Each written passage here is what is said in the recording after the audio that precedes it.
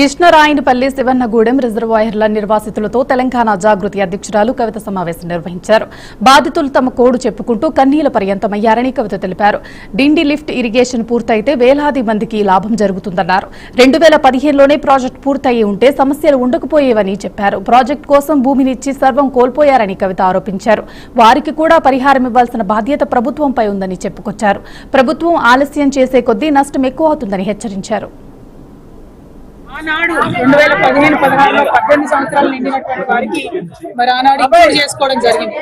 కానీ ఇప్పటి వరకు కూడా ఎక్కడ కూడా ప్రాజెక్ట్ కంప్లీట్ కాలేదు, నీరు రావడం లేదు.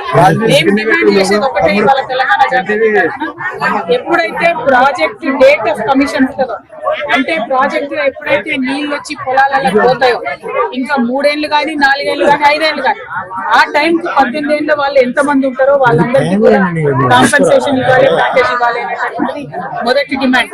రెండవది, ఏదైతే భూమి అక్వైర్ చేసిండ్రో దానికి ఆనాడు 4 లక్షలు ఇచ్చిండ్రు, ఇప్పటికే 11 ఏళ్ళు అయిపోయింది. ఖచ్చితంగా అది పెంచాల్సినటువంటి అవసరం ఉన్నది. ఎకరానికి ఎంత పంచుతారు అనేటటువంటిది ప్రభుత్వం గ్రామస్తులను పిలిచి, ముందు గ్రామాలను పిలిచి వాళ్ళకి చర్చించి డిసైడ్ చేయండి. ఏదో రాజగోపాల్ రెడ్డి గారు చెప్పినట్టు 25 లక్షలు 30 లక్షలు అని కొంతమ్మ కోరికలు నేను కోరుకోలేదు. కానీ ఆనాడు 4-5 లక్షలు ఇచ్చిండ్రు, మాక్సిమం కొంతమందికి 7.5 లక్షలు ఇచ్చిండ్రు. కానీ ఇవాళ రేట్లు చూస్తుంటే ఇక్కడ ప్రజల కళ్ళలోంచి నీళ్లు కాదు రక్తం కారుతున్నటువంటి పరిస్థితి ఉన్నది. కాబట్టి ఈ ధర పెంచాల్సినటువంటి అవసరం ఉన్నది.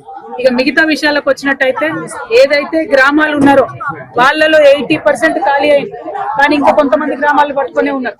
ఆ ఖాళీ అయిన 80% కూడా చెట్టుకోగలు పుట్టకోగలు అయిపోయింది. ఎక్కడా కూడా చట్టం ప్రకారం R&R కాలనీ కట్టేయలేదు. గ్రామం తీస్తే గ్రామానికి గ్రామం రీలొకేట్ చేయాలనేటటువంటిది ప్రాథమిక మానవతా సూత్రము, దాన్ని పాటించలేదు. ఈ గ్రామస్తులంతా కూడా చెట్టుకోగలు పుట్టుకోగలుగా చెదిరిపోయినటువంటి పరిస్థితి.